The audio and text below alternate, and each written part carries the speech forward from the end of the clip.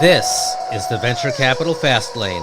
I am your host, Ryan Ellis, Managing Partner of Roadster Capital. In the Venture Capital Fast Lane, we will talk about all things fast in venture capital and everything that surrounds it. If it's fast, we're going to talk about it. Growth, exits, funding, cars, rockets, data, software, and much more. We are in the midst of the fourth industrial revolution, so buckle up. This is the Venture Capital Fast Lane. Okay, everybody. Welcome to the Venture Capital Fast Lane. Today we're going to be speaking with Matt Ellis. Matt has worked in a variety of technical and leadership roles over the past 3 decades in a variety of industries. He's been a QA engineer, systems architect, program director, VP of technology, CTO, and a founder. The companies he worked for prior to becoming a well-known startup founder include Frito-Lay, Pepsi, and Goldman Sachs. He is originally from Brighton, England, and resides in Portland, Oregon, where he founded Cloudability in 2011. As the founder and CEO of Cloudability, he led a remarkable team that revolutionized cloud computing, helped businesses optimize their infrastructure. The company, defined FinOps, raised more than $40 million in venture capital. They saved their customer loads of money, and the company was sold to Vista Equity in 2019. At present time, he is the founder and CEO of 60 AI, where he continues to pave the way for innovation in the technology sector. Matt, welcome to the Venture Capital Fast Lane. Great to be here. So Matt and I met first on a phone call during COVID back in May of 2020. I reached out to him after listening to a conversation of his with Rick Taroxy on the Pi Crowdcast. And a few months earlier, my old coworker, Greg Miller, had suggested I find a way to get in touch with Matt. We kind of just hit it off and have kept in touch every few months or so. And 2 years later, right around Christmas time, we met in person at an event with very limited social distancing, and the rest is history. So, Matt, I want to ask you a few questions here today and kind of get into the weeds, if that's all right with you. Great, yeah. Looking forward to it. So you and your core team from Cloudability are back at it again with Caroline Carr, John Frisbee, Jay Wampold, and yourself as the founding members. And Siobhan Shuren is right by your side, keeping everyone on track. So the new company is called 60 or 60 AI. Now, what really led you to start this company, and how will it help people take back their time? Yeah, it's a great team. This project was originally a smaller project that John and I were working on, and we were trying to computerize a process I've been using myself for the last 6 or 7 years to take back my time.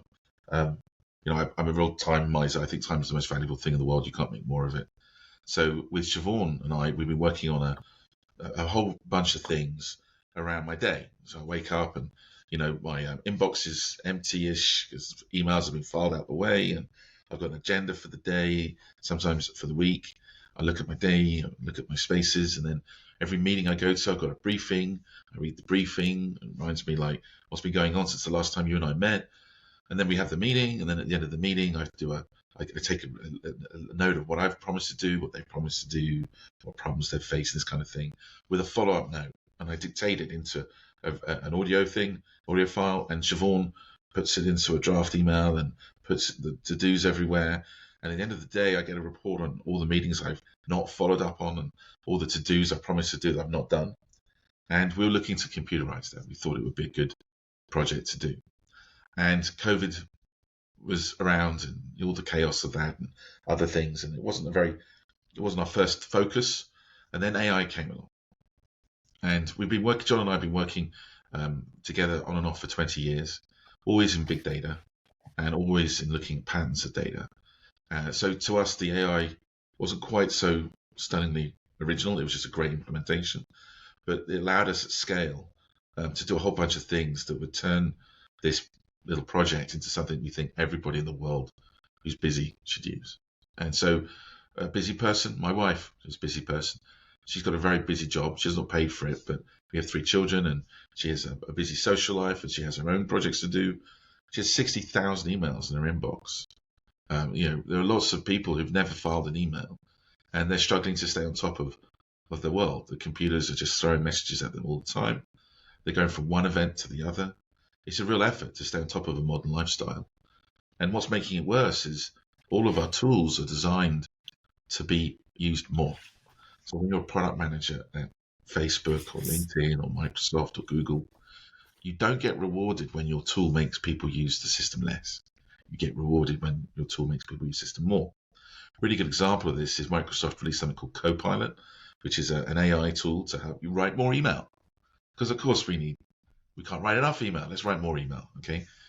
And this is the perverse modern notion of productivity. There's two definitions of productivity. One is to get more work done in the given time. But another definition is to get your work done in less time.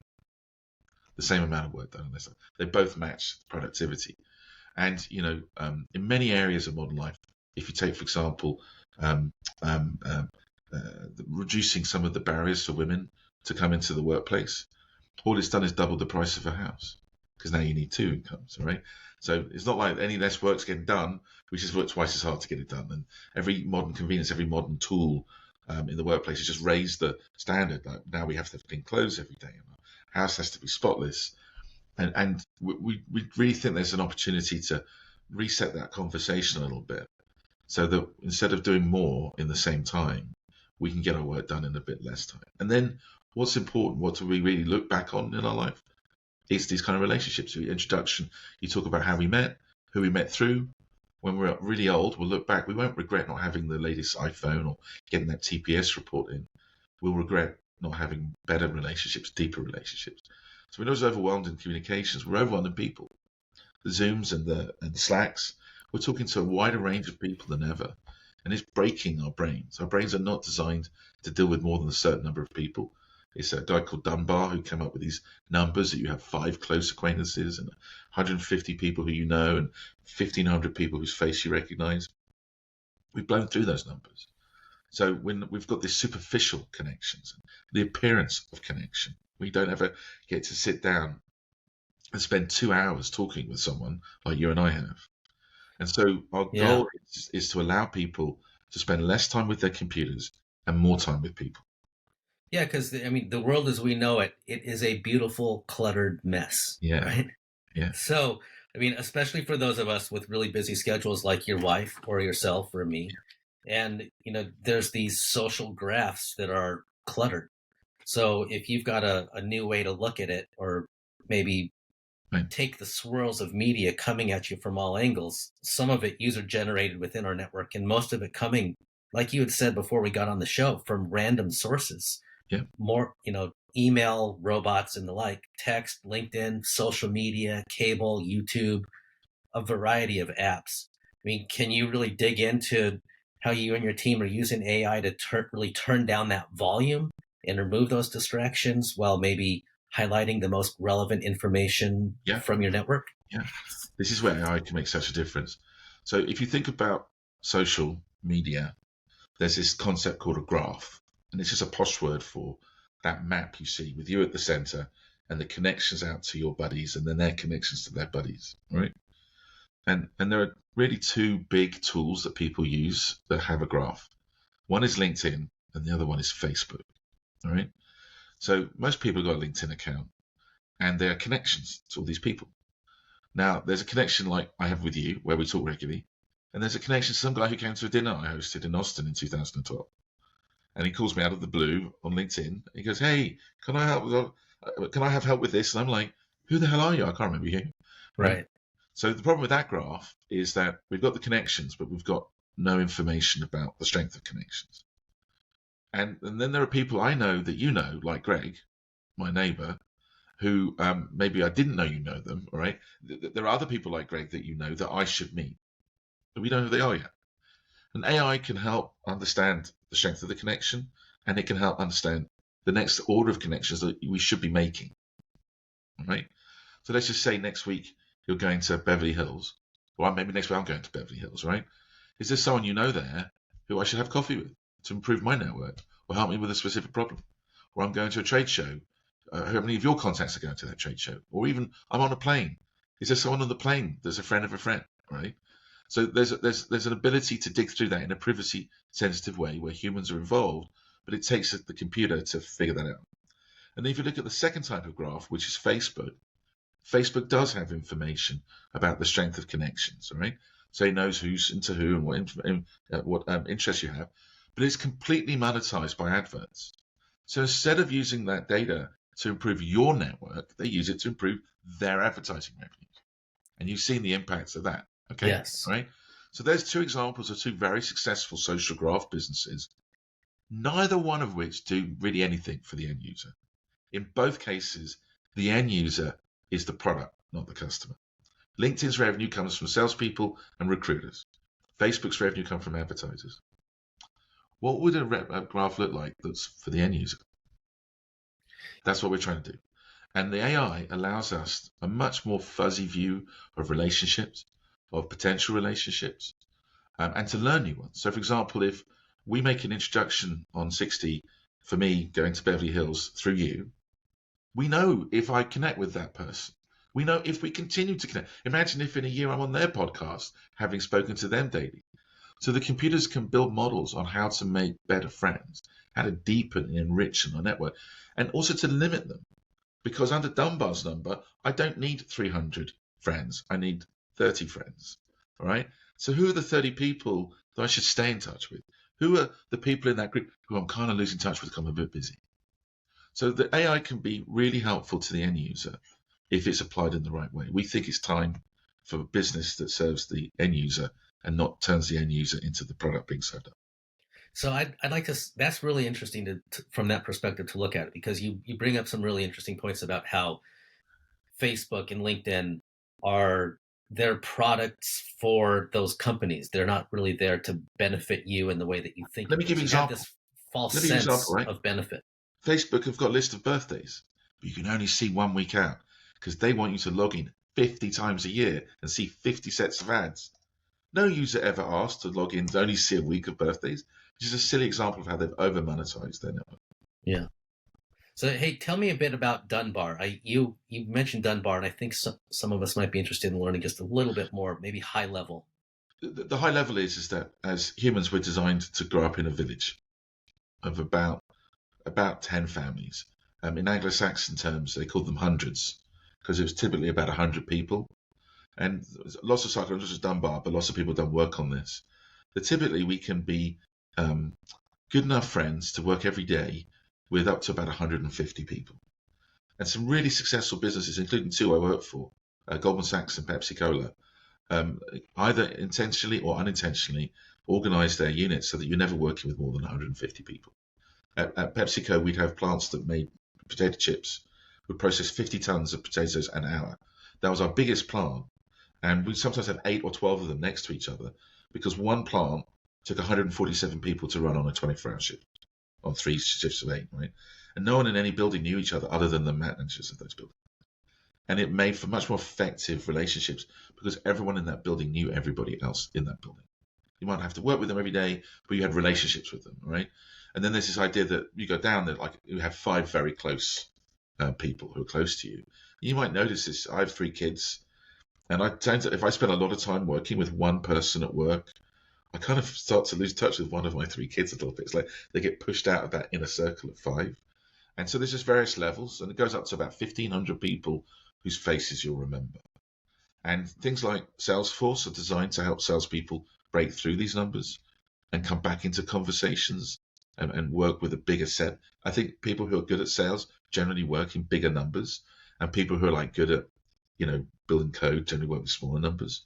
Some of it's natural, some of it's environmental. But if you're aware of these numbers, then you understand why you lose touch with people, why you sometimes feel disconnected. In COVID, a lot of us emptied out that 150 good people that we're working with closely, but built up the 1,500 people whose faces we remember. And this is a controversial subject because it's difficult to be certain. So a lot of research comes up with rough ranges, but it kind of makes sense if you think about it. It kind of lines up with our own lives.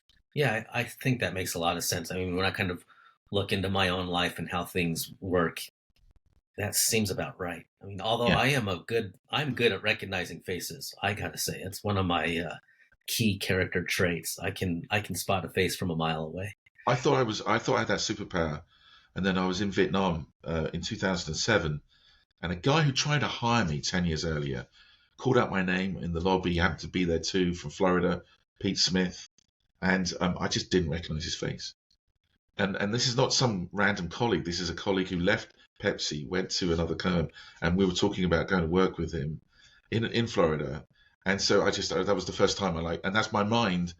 I have about 15,000 people in my contacts list, and I probably got about 30,000 in my ever contacted via email list. I haven't done the analysis for 60, I haven't got all my email from the last 20 years. But if I did, I'm sure that those numbers, and that's me just deleting faces. And one of the things about being a well-known startup person is a lot of people know you, and you might have spoken with them 10 years ago, and they come out, remember me? It's the most disappointing feeling. It's like, no, I don't. Sorry, I feel such a fraud when that happens. Yeah, there's one person that comes to mind. I won't even go down that path. Who regularly forgets my face, like all of the time, and it drives me bonkers. Right. Well, imagine if you had a robot chief of staff whispering in your ear. Remember when you went, oh, did this, da, da, da, da, da. It could really enrich. I mean, all of us would love to remember the names of your kid's dog and what school they're at and what subject they hope to go to university in, and then be able to bring that back up the next time you meet. And using an AI to remember some of that stuff isn't cheating. It's just helping us stay closer to each other. Well, yeah, and then it kind of leads to the question of why is it that when you go to a dog park or you take your dog for a walk and you meet another dog, you only ask the name of the other person's dog. You never ask their name, and you'll never know their name ever. And you'll see them for a year or two in a row, and you'll still look at your wife or your partner, and you'll say, "Do you remember their name? How do we find out their name without offending them?" To ask. Yeah, yeah, yeah. A good trick when you've forgotten someone's name, by the way, is to introduce someone you do know the name of and pretend to forget their name. Yes, that trick works sometimes, but when it doesn't work, it just further emphasizes the fact that people aren't always listening. They might be looking, but not hearing the words that come across them. So so there's a series of great programs we've all heard of them, Vistage, YPO, and I was a Vistage member. The local guy here, Ron Merriman, he's a very good Vistage guy. If you're interested in Vistage, go check out Ron. And he would get some of the best people in. And the way Vistage works is once a month, you block out a day, and in the morning you meet a specialist, and he shows you some tricks. And then I hired almost all of these specialists to come to my company and teach us these tricks: how to sell, how to talk, how to pitch. And this one guy, he turns up, and he doesn't introduce himself. He just says, "Give me numbers," and he fills a whole board of numbers, and he says, "Okay." He puts 1 minute timer down on the table, and then he turns around and he recites the numbers, and then he recites them backwards. And then he says, for the rest of the morning, I want you to interrupt me and pick any 4 numbers and say forwards or backwards, and I'll go forwards or backwards from those 4 numbers.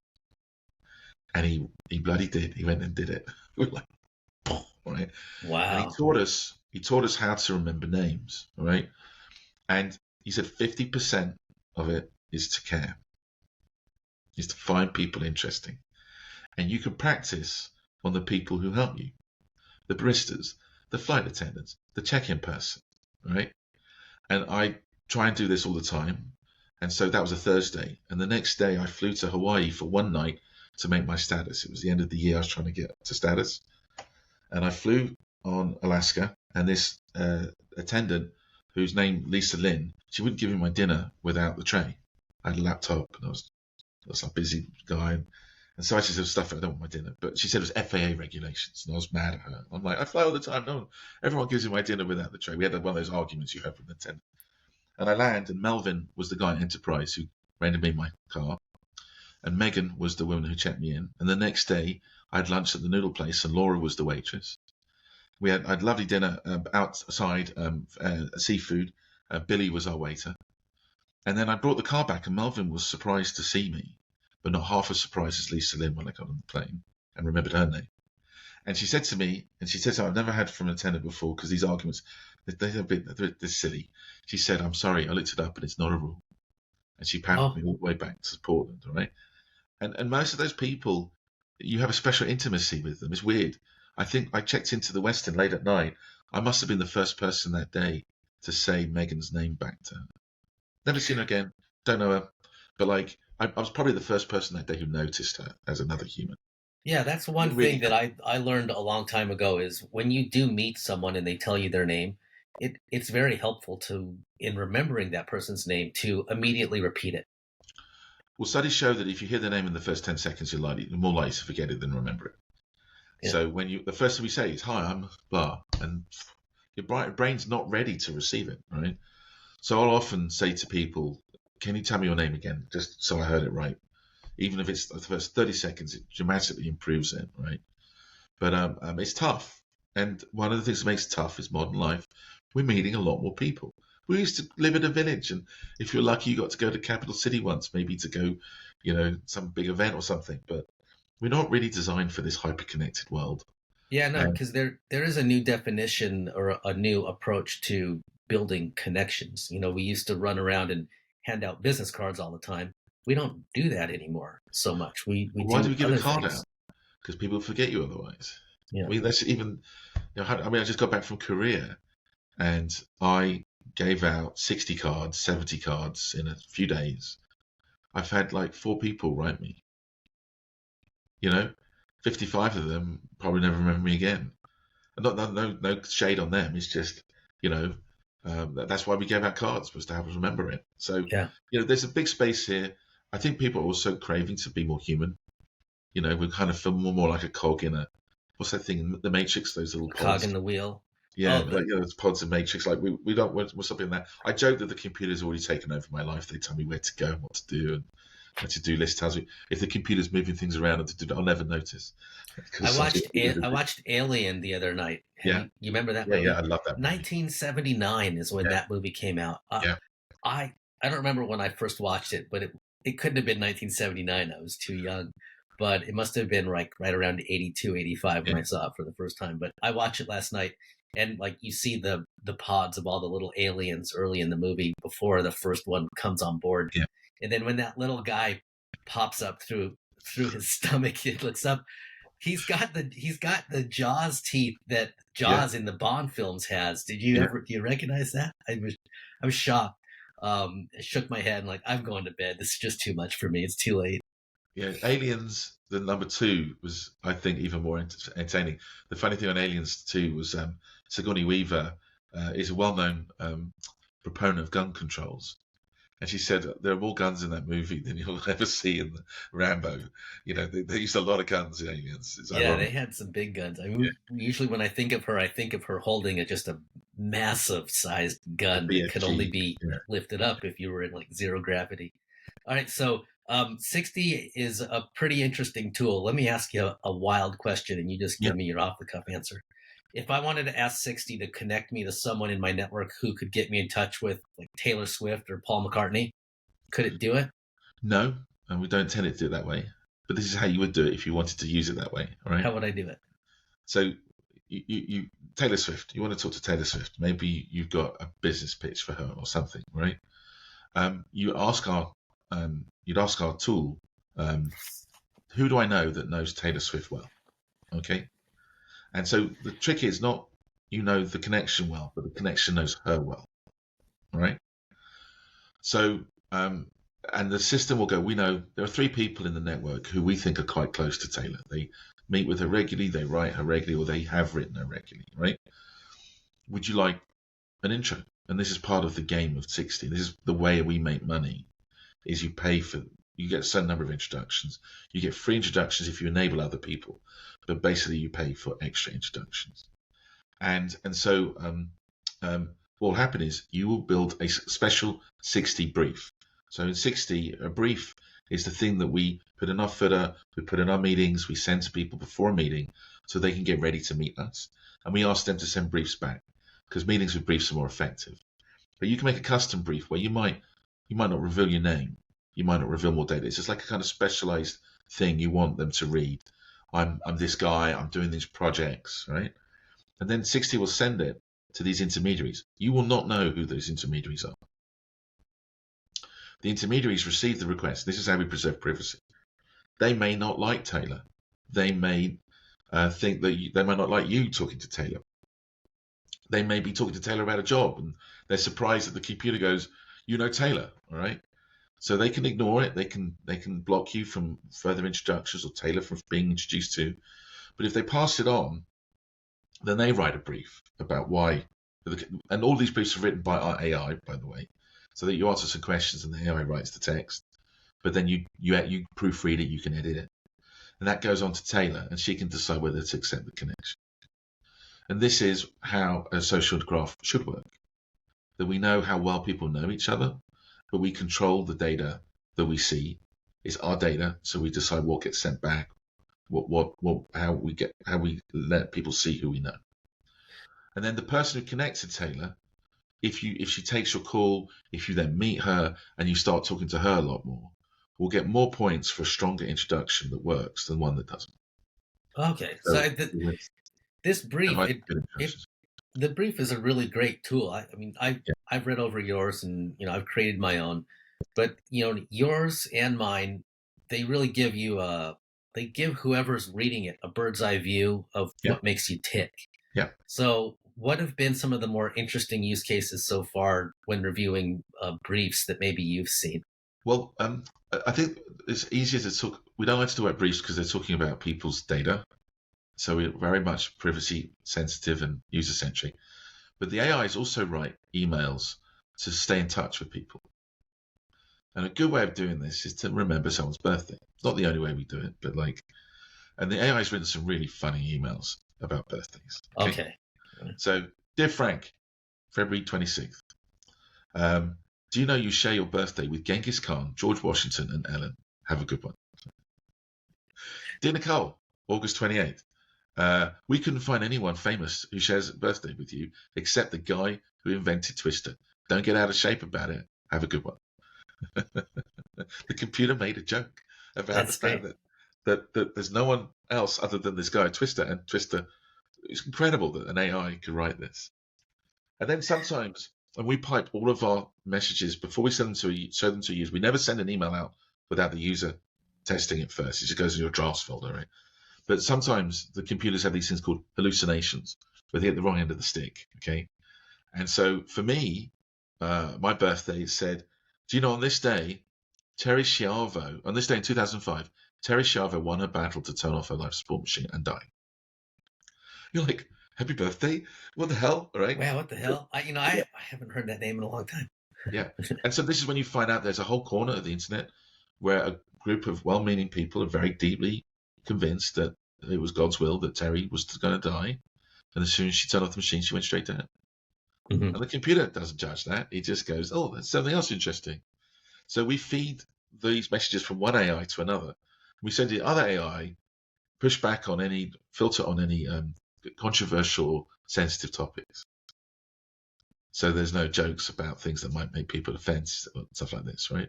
Yeah. And we think over time that the computers will learn how to do things like cultural sensitivity, like happy holidays or happy Christmas, and, birthdays of people who are older, or certain groups of people want to have their birthday reminded. Yeah, and sometimes they won't drop the actual number of years in the. We never talk that. We never mention that. We just go the day, right? But and so we just think there's an opportunity because we want every reminder, every reconnection to be a unique email.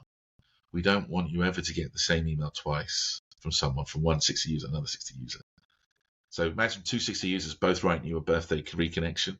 We don't want you both doing the George Washington email at the same day. Okay, all right. Because that's not human. This is the special thing that these large language models can do, is they can make it sound like you're writing the email. And that's another thing where we make money. You can turn off the branding.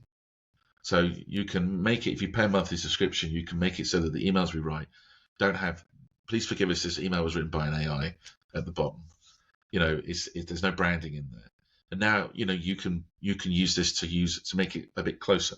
You can go, well, I've checked all these emails, I added my twist to them, and I'm taking care of this as well as the computer. All right, that's really good to know. So I've got a separate question for you on something that you use within the business, which is called EOS. Yeah. What is it, and why is it important to you as a founder? EOS is the entrepreneur's operating system. When you're running a business, you're trying to create an operating system of what people expect from people, how they make decisions, how they work together, right? And this is a very controversial topic because, anyone who turns up in your company, they know how to do X, and now you tell them to do X a different way than they used to. Okay. But if you don't get people doing things the same way, different expectations, different flows and norms, and a good example is, here's a problem. How do we solve the problem? All right.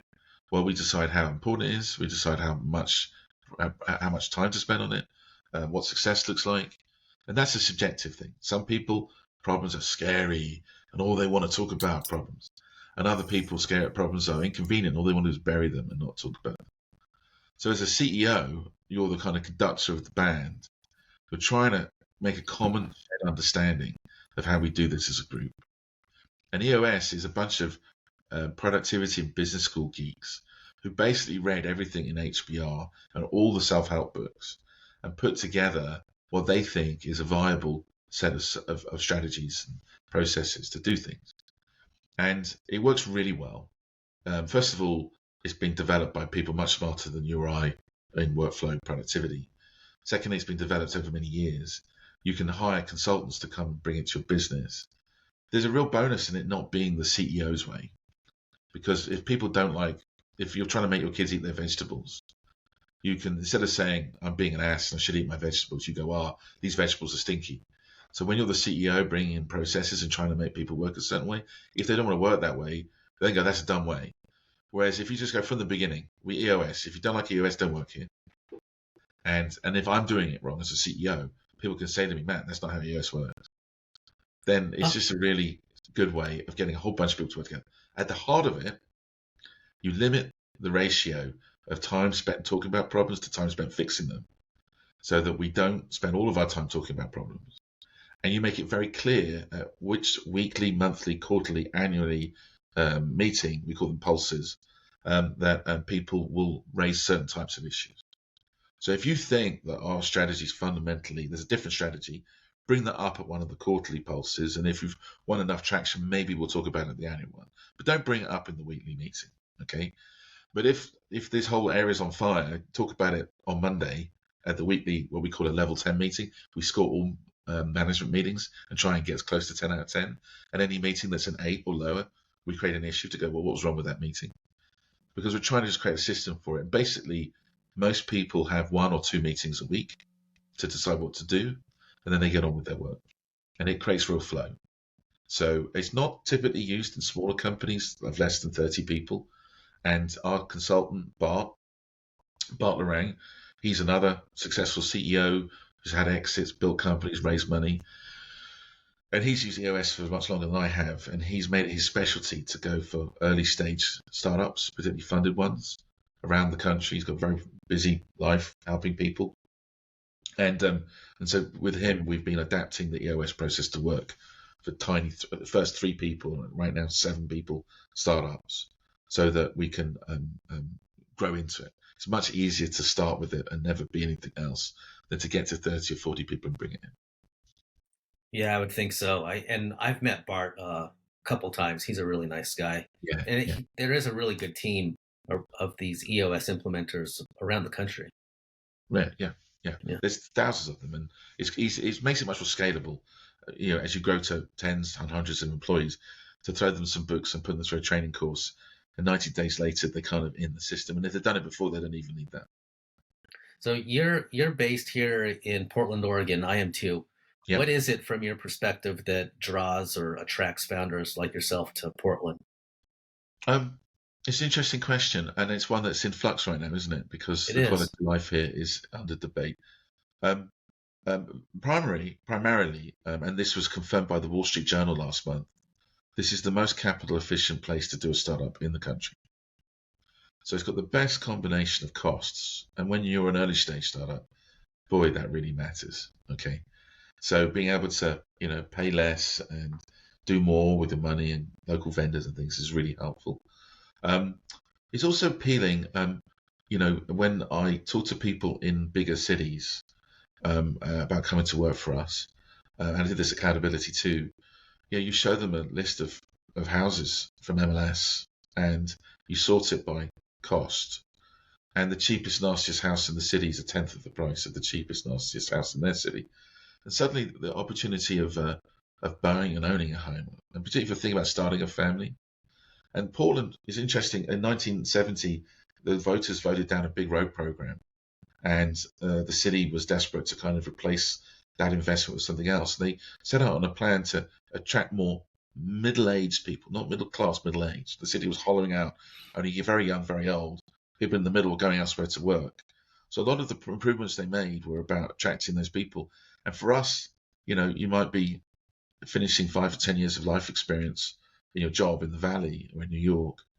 You maybe got a partner, you're maybe thinking about kids, and being able to own a home, ride a bike to work, a city that's not completely killed by traffic. It's very appealing to some. And so if you combine it with businesses that have got some meaning, are not just about we're going to build the next TikTok, but like we're going to do something that might help the world a little bit.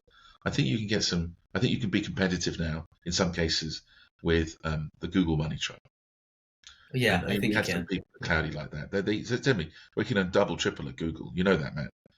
They're here for a kind of combination of reasons. But in the teeth of that, the state of the downtown core is really difficult. The state, even when you come in from the airport, of the way the city looks with the trash and the thousands of unsheltered people who need some help. There's just total inaction from certain parts of the government. They've got the money but not doing anything. But then Yeah. also things like at the schools. I mean, my employees typically can afford to send their kids to private school, but they want the kids to grow up in a more inclusive space. And so, the schools need to be okay, reasonably good as well. So, it's a Speaking of point where, schools, the Portland public schools right now are on strike. They've been on strike for nine well, days. don't forget, most people who work in the downtown live in the suburbs and they're not on strike. But That's true. yeah, PPS has a lot of challenges, right? And so, this used to be a more agreeable community where people didn't yell at each other as much as the rest of the country. It used to be somewhere where, we felt good about the direction of things. And I think that it's important for us all to work together to try and get back to that. A lot of people are just saying, fuck it, I'm out of here. But I think that, engaging and talking to people and turning up to your school board meeting and things like this can really help. Yeah, the engagement will help, and we'll get back to a better feeling of I normal hope so. as time moves Yeah, forward. And this isn't an issue that is specific to our totally. region. Right. You and I, we've been all over the country and around the Yeah. world. Right now, around the country, this is something that's common in all cities with a larger infrastructure. So, There's a lot of people who care deeply about Portland, which makes me optimistic. And I think that the change of government is going to be a good thing in the medium term, but it's a difficult thing in the short term because people kind of hedging their bets about what happens politically. There's a few people who could step in and make a change, but I think they're holding off until this all changes and moves in the next cycle and things. So I think it's going to take a few years, not a few months, but hopefully yeah, we'll go in the right I think direction. it'll be a few years. Let me touch a little bit on your past success at Cloudability, if I will. I don't want the Yeah, program to be about it, but we should mention it. I mean, by yeah. all accounts, Cloudability was a massive success. I mean, right, you have over 100,000 people now who have FinOps in their job title as a result of your team's dedication to reducing cloud infrastructure spending. So, when you look back on it, what are a few things that contributed to the success of Cloudability? 100% at the first of the people. I'm just so blessed to have the people we work with right from the start. And JR, my co-founder, the non-technical co-founder, he gave us our cool, and John, my technical co-founder, gave us our code. And I brought the ideas and the funding, and we just built it from there. And I think the fact that we started with children, between JR and I, we had 5 children under 3 and 3 children under 3 months. We were very much trying to build something versus kind of flip something. And I love the fact that people recognized that and joined us in building something and were passionate about building it. It's pretty cool. I mean, like, what Vista did with it after we sold it to Vista was magic. They made the revenue explode. They paired it up with a company that did what we did, but in the data center, and took it to the next level. But it's pretty cool that 12 years after we started the company, IBM own it and pay billions of dollars for it.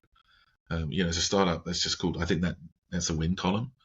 And I look back and I just think there's almost no one who we work with who, if they hadn't been there, that we would have had as good an outcome. It just feels it would have been a very different outcome in many ways. As the Duke of Wellington said at the Battle of Waterloo, when the British and the Prussians beat Napoleon, he said that was a damn close run thing.